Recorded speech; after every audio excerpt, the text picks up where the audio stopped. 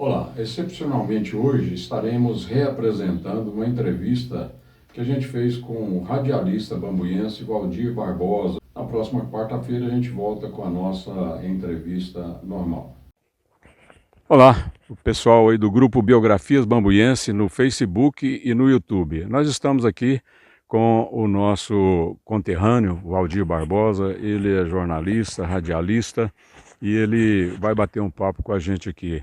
Ô, Valdir, antes da gente começar, eu gostaria de pedir o pessoal aí que ainda não inscreveu lá no nosso grupo, no nosso canal, no YouTube, que faça isso, inscreva para que a gente possa ter mais espaço para mostrar mais e mais as coisas da nossa terra, do nosso conterrâneo, do nosso povo. Valdir, como foi a sua infância e juventude em Bambuí e o que você fez antes de trabalhar na Itatiaia? Ô Lindomar, um abraço a todos os conterrâneos de Bambuí, aos amigos dos nossos conterrâneos também que nos acompanham. Eu, em Bambuí, a minha vida foi estudar. As duas coisas que eu mais gostava, eu as pratiquei e estou praticando, né? Eu gostava demais de esporte, demais de futebol, e tinha um sonho de ser jornalista esportivo. E eu estudava no colégio agrícola, o técnico agrícola, gostava muito do curso, mas porém eu tinha uma prioridade que era o jornalismo. Então eu resolvi mudar para Belo Horizonte e me dei bem, deu certo. Fiquei 17 anos na Rádio Itatiaia e depois fiquei quase 18 anos no Cruzeiro, mais um ano no Curitiba e voltei para praticar aquilo que eu também gostava, que é o trabalho do campo, né? Então hoje eu faço uma recria aqui na minha pequena fazenda para pelo menos custear aquilo que eu gasto e me divertir um pouco. É bom que a gente diga o seguinte: esse local que a gente está aqui, a fazenda do Valdir, essa paisagem deslumbrante aí atrás, é tudo terra aqui do Valdir, é dono desse pedaço aqui, esse latifúndio aqui é dele. Valdir, como repórter, você fazia a cobertura do Cruzeiro, inclusive nos jogos no exterior. Qual foi o grande momento que você cobriu do Cruzeiro, que você presenciou como repórter esportivo da Rádio Itatiaia?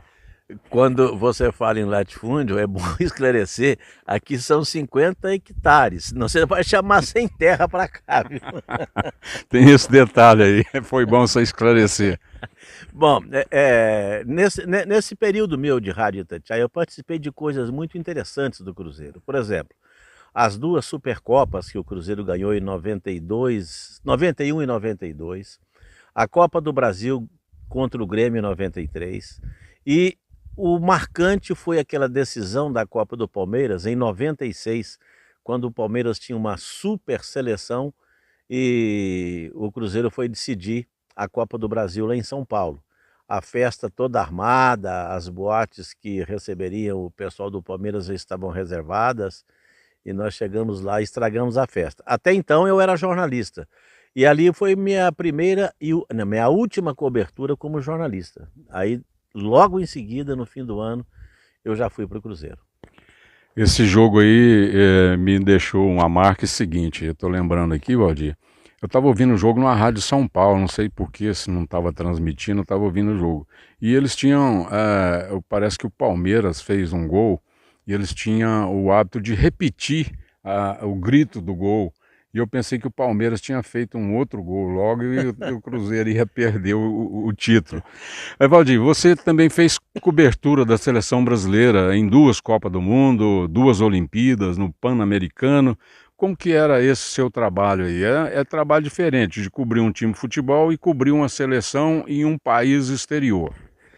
O Lindomar é uma coisa, não muda muito. Ela é um pouco mais difícil porque uma seleção brasileira ela é muito visada mundialmente, né? E naquela época não tínhamos os recursos que hoje nós temos. A internet, por exemplo. O telefone celular eu fui conhecer em 1990 na Itália, mas nem coloquei a mão, só via, né? E depois sim, já em 92, nas Olimpíadas de Barcelona, que consideradas as maiores da história, já uma tecnologia mais avançada. E a Copa do Mundo dos Estados Unidos também, as Olimpíadas de Atlanta, Pan-Americano de Mar del Plata, eram coberturas muito interessantes que me fascinava muito, porque você encontrava com o mundo reunido num só lugar, principalmente quando era uma Olimpíada. Parecia uma torre de Babel, o mundo inteiro, e se comunicava. Todo mundo se comunicava, de uma forma ou de outra, falando ou não a língua, você se comunicava. E era muito interessante, uma coisa que me apaixonou muito. Eu tenho, assim, ótimas recordações, tenho saudades disso tudo, mas é coisa que já passou, É profissionalmente fase, né? passou, É né. fase, né? Não adianta você ficar rebuscando coisas, hoje tem outras pessoas com mais capacidade e Ou pra não, né? Ou é, não, tem mas mais recurso. é ter mais recurso, né. Mas eu sou muito grato ao futebol, ao jornalismo, que me deram uma vida profissional muito legal, muito boa, e eu não tenho reclamação a fazer. Uma vida profissional de sucesso. E você também trabalhou um tempo na televisão, né? O programa Minas Esporte. É muito diferente, Valdir, fazer televisão do que fazer rádio? Não, não há muita diferença não. A televisão, ela tem a questão da imagem, né, e você se posiciona de uma forma um pouco diferente.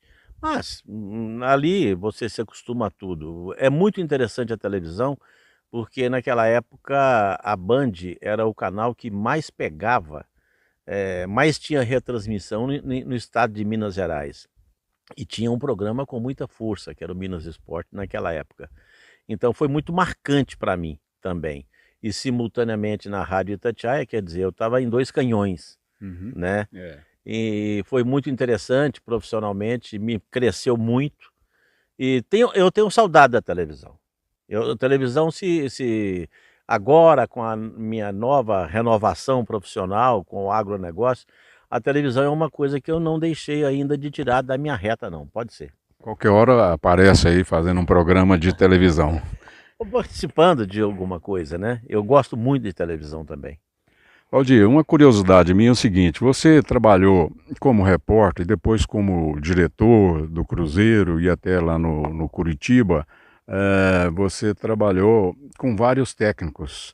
E hoje, até no Brasil, hoje tem não sei se é um modismo, o que que é, de treinador estrangeiro. Mas nós tivemos aqui no Brasil vários treinadores muito competentes. Você trabalhou com muitos deles. Eu gostaria de saber, como repórter ou mesmo como diretor, qual que era o mais difícil de trabalhar? Qual que era o mais marrento desses treinadores? Olha, inclusive a gente se tornou, vamos dizer, amigos. Eu frequentei a casa dele, e é um camarada que muita gente não gosta. Ele é realmente meio marrento, é o leão. Mas ele tem uma vantagem muito grande. O ex-goleiro Emerson Leão. Exatamente. A vantagem do leão, e eu gosto de trabalhar com gente assim, ele fala na lata, ele não deixa para depois. O que ele tem que falar com você, ele fala. Eu acho isso muito interessante, porque não se fala por trás, ele fala pela frente. E isso desagrada muita gente, a mim não. Talvez tenha sido esse o motivo de eu me relacionar bem com ele. Agora ele é marrento. Marrento. É sincerão. É Se sincerão. tiver de falar, ele fala na bucha. Fala na bucha. Valdir, saindo aí da Itatiaia e da Band, você foi ser diretor de futebol e outras funções no Cruzeiro, depois no Curitiba. Você deixou de ser estilingue e passou a ser vidraça. Teve muita diferença? Você sentiu essa diferença? Veja bem, eu não senti tanta diferença, porque o convite para montar a diretoria de comunicação do Cruzeiro foi feito pelo Perrella em 1995. E naquela época eu acreditava no presidente e não acreditava muito no futebol, como profissão. Então eu fiquei 2 anos observando, a partir daí, como seria o meu comportamento se algum dia eu aceitasse aquele convite e ele voltasse a ser feito. Fiquei 2 anos, olha, bom, acho que para atender bem o jornalista tem que fazer isso, tem que fazer aquilo e tal. E quando ele me chamou pela segunda vez, já em 96, no final do ano, eu estava preparado para isso. e voltei. Ah, claro que você tem algumas dificuldades sendo vidraça, né, porque você tem todo tipo de pessoa que quer te atrapalhar e não tem Puxar o nenhuma tapete, né? não quer construir, criticar construindo, sabe. Uma crítica É destrutiva. para destruir. Então, mas eu tive uma navegação muito boa entre essas pessoas, algumas tivemos alguns arranca-rabos, mas ficava por ali também, não tinha prosseguimento. Acho que na somatória foi boa a minha participação, foi muito bom para mim, eu aprendi muito, ser Viajou tolerante. muito também? Viajei, eu conheci 42 países, nessa trajetória toda.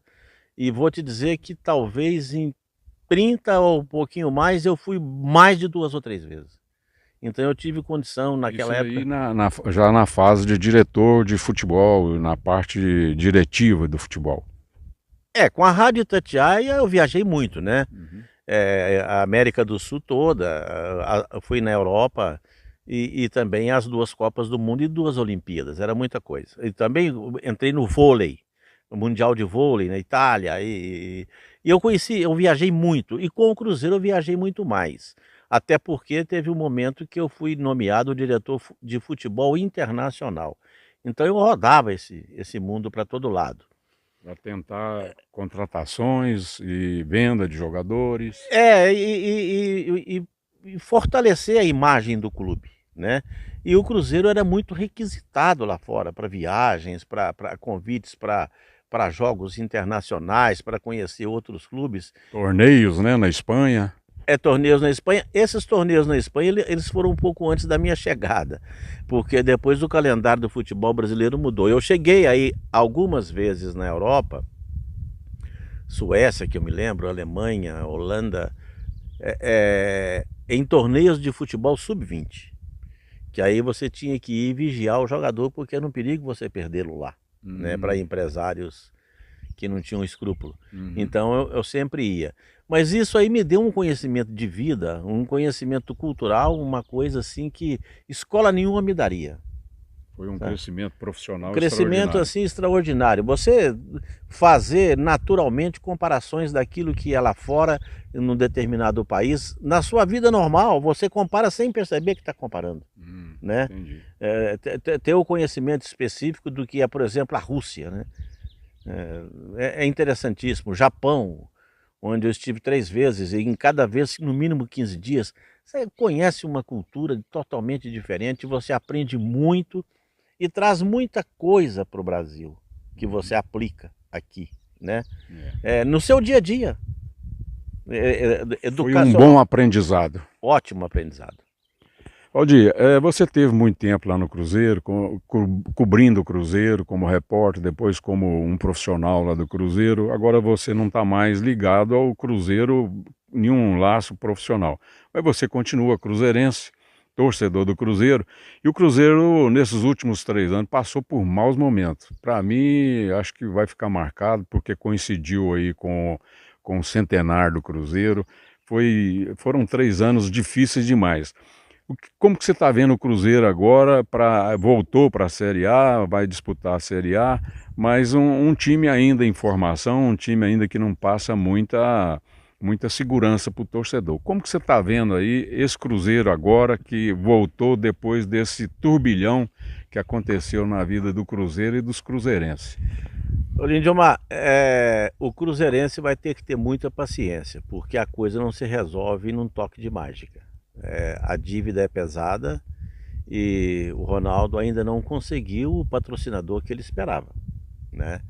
E está para chegar uma nova liga de futebol brasileira, a coisa caminha bem, isso vai dar um reforço financeiro aos clubes, mas só que esse reforço entra e ele tem que ser direcionado praticamente para o futebol, porque os outros clubes vão aplicar o dinheiro no futebol. Se no Cruzeiro não se aplica, você tecnicamente se torna inferiorizado. Isso. E aí é um perigo tremendo. E não adianta querer trocar os pés pelas mãos, porque tem que pagar. A dívida tem que ser paga. E mesmo ao longo do tempo. O Ronaldo tem que trabalhar para ter um patrocinador, e eu acho que ele vai ter um parceiro um futuro próximo. O Pedrinho, do Supermercado BH, já tem 20%, né? Da SAF? Da SAF. Ele não tem ainda oficialmente, mas o Ronaldo pegou com ele, me parece que 130 milhões emprestados, e deu como garantia de pagamento 20% da SAF. Dos 90 que ele tem? Dos 90 que ele tem, 10 são do Cruzeiro, né?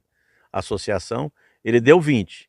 E eu não vejo nenhuma possibilidade de você tirar do Cruzeiro nos próximos anos 130 milhões para fazer um pagamento de uma dívida, de forma nenhuma.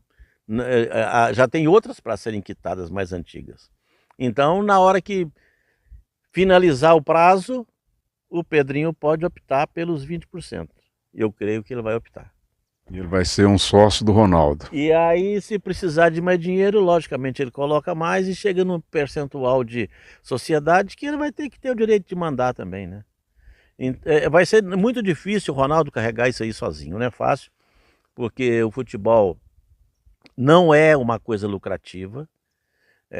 Você ganha, às vezes, muito dinheiro num determinado ano, quando você ganha muitos títulos, mas para isso você teve que fazer investimentos, você tem outras despesas, é muito complicado. No Brasil é muito complicado, porque o torcedor, a imprensa, eles não dão trégua. Se você não estiver disputando o título, você não vale nada.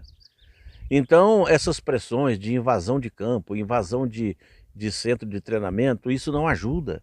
Isso só atrapalha, você desequilibra a administração do time e muitas vezes o dirigente, para tentar se ver livre daquela pressão, ele faz besteira e larga para o outro pagar, né? Uhum. Aí, mas tem que ser firme. Como é que você vai ser firme sozinho? Eu já passei por isso, eu sei como é que é.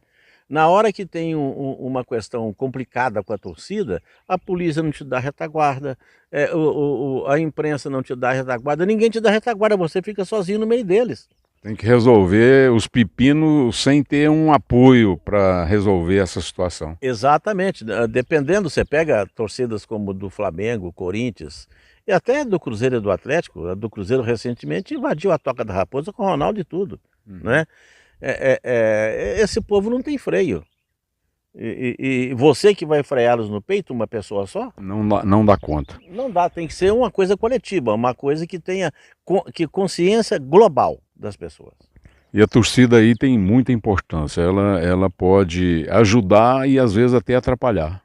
Concordo perfeitamente. Eu acho que a pressão, quando é demais, ela não resolve nada. Isso aí, as pessoas têm que ir lá, têm que pressionar, não adianta. Se o cara já está desequilibrado, você mete uma pressão em cima dele... Aí é que derruba mesmo.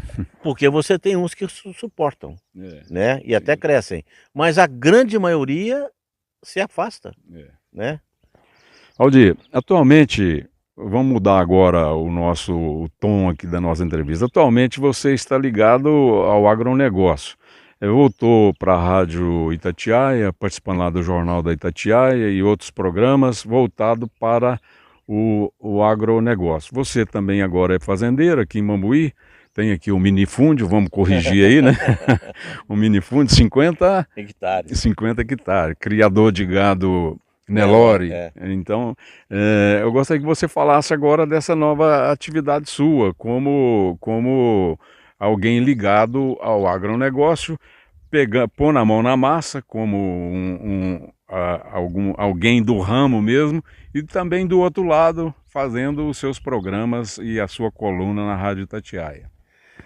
Ô Lindomar, eu quando comprei aqui, primeiro que eu queria estar na minha terra de volta, né? Não morando definitivamente, mas que pudesse estar aqui pelo menos de 15 em 15 dias. E é o que acontece. Eu quando comprei, eu nunca pensei em ganhar dinheiro com fazenda, porque não é fácil. Você tem que ter uma propriedade um pouco maior, muito bem equipada, e você demanda tempo, demanda empregado, e eu não tenho mais saco para isso.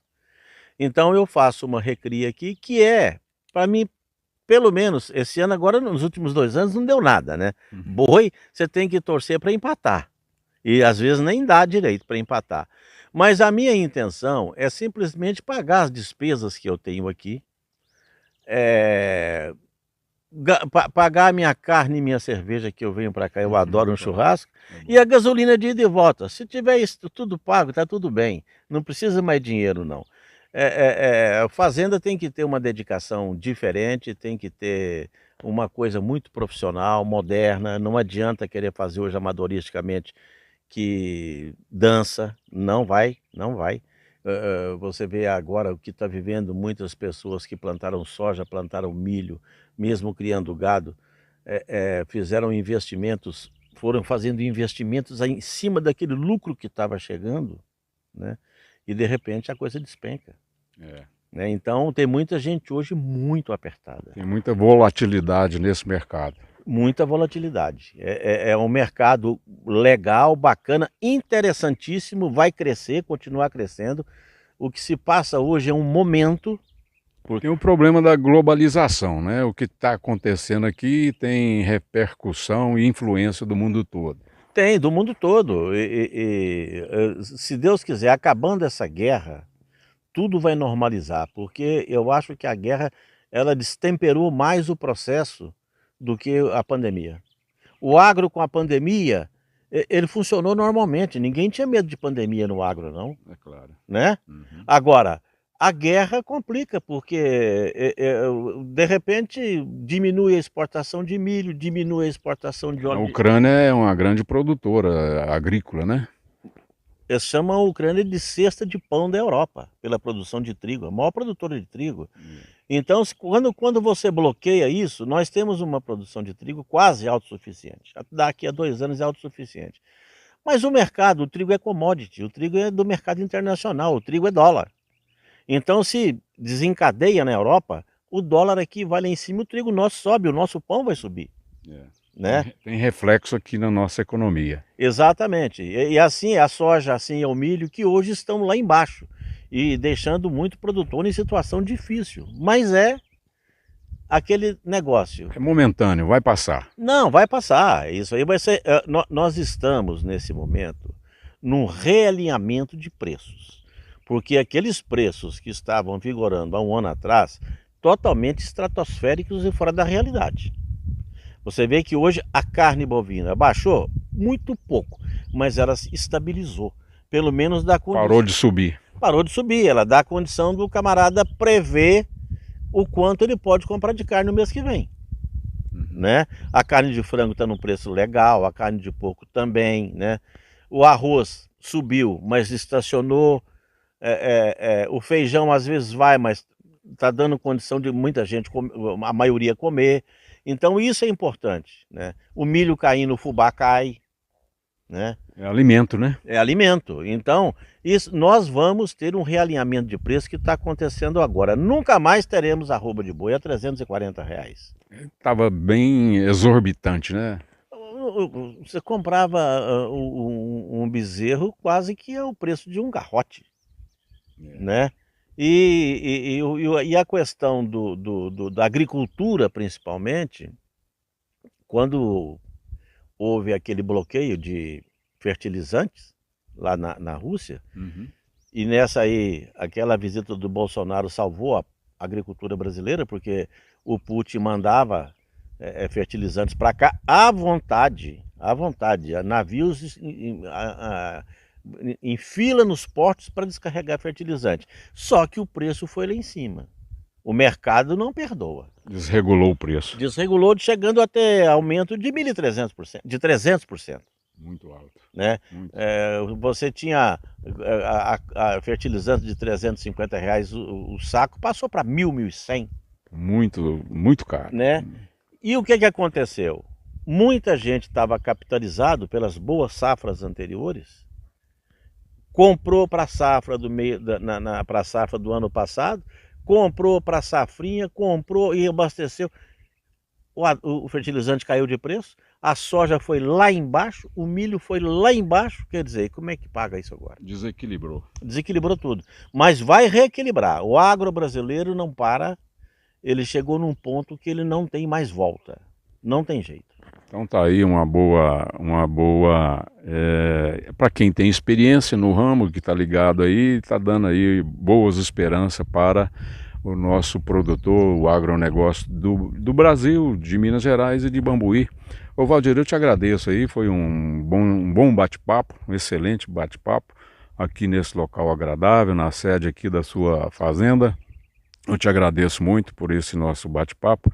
Desejo a você muito sucesso na sua caminhada aí, agora como alguém ligado ao agronegócio, lá nas suas atividades, na rádio, na sua coluna, e que você possa estar sempre lembrando aí de Bambuí. É claro, você é bambuiense, a gente sabe que você não esquece, e está sempre lembrando aí da gente aí, e sempre presente aqui na nossa terra, marcando a sua presença. Eu te agradeço muito e gostaria que você desse aí a sua consideração final. Ô Lindomar, eu que agradeço ter essa oportunidade de conversar com tanta gente da comunidade bambuiense, principalmente aqueles que estão fora. E muitos que eu conheço, né, e que há tempos eu não os vejo. E pelo menos agora temos um contato por aqui. E te prometo, eu não sou muito ligado à rede social, mas agora eu estou aprendendo com minhas filhas. E já vou fazer a minha inscrição no canal e vou acompanhar e vou participar dos bate-papos com os bambuienses ausentes. Muito obrigado, Valdir, e aproveita aí a deixa aí e convido quem ainda não inscreveu no nosso canal no YouTube, faça a inscrição, porque a gente quer crescer também lá no YouTube e a gente conta aí com a participação de todos. Então, muito obrigado e até a próxima sexta-feira com o nosso resgate da história de Bambuí. Até lá.